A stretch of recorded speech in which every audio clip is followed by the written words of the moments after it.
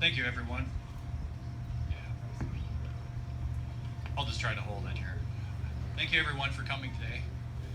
I'm both honored and humbled to be able to speak to you today on this beautiful morning. For those who don't know, I have the privilege of being the mayor of the city of Eden Valley. I also serve at the local area Eden Valley Chamber of Commerce's president. I'm also the husband to my wife Stacy of almost 13 years and a father to my 13-year-old son Isaac. When I was asked to speak today, it dawned on me, what am I going to talk about? I came across two questions. What is Memorial Day, and why do so many of us as Americans celebrate Memorial Day? So what is Memorial Day? I actually struggled with this for a bit. I did my research on the internet, I pondered about it during my morning routine, and even stressed a little bit. But I came to the realization it means many different things to many different people. To some, it means a 3-day weekend. To others, it's the unofficial start of summer. And to our students, it means the end of yet another school year.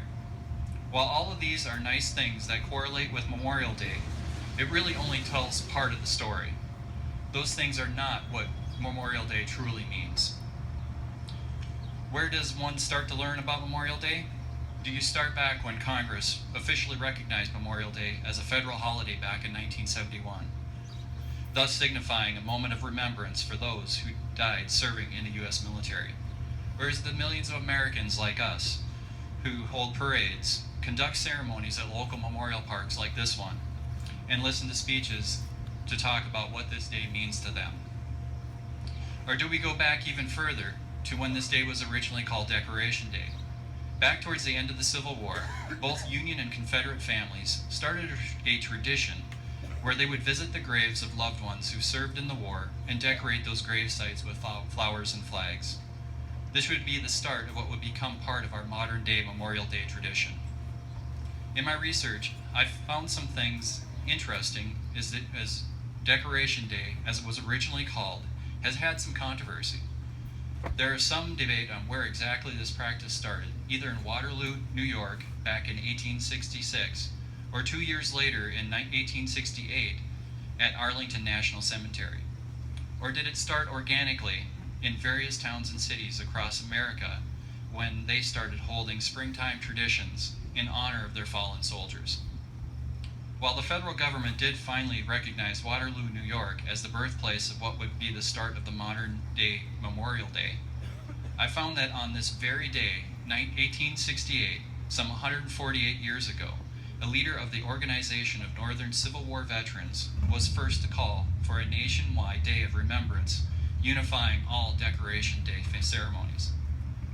Finally, why do Americans gather to celebrate today?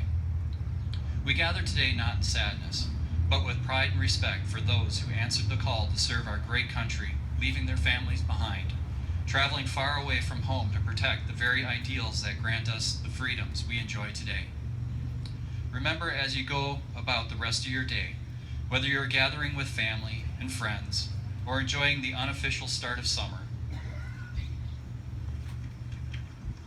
or even enjoying the end of yet another successful school year, let's hold our fallen heroes a little closer to our hearts.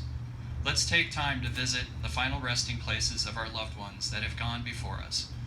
Let's thank a living veteran for their service and take time out of our day to listen to their wonderful stories.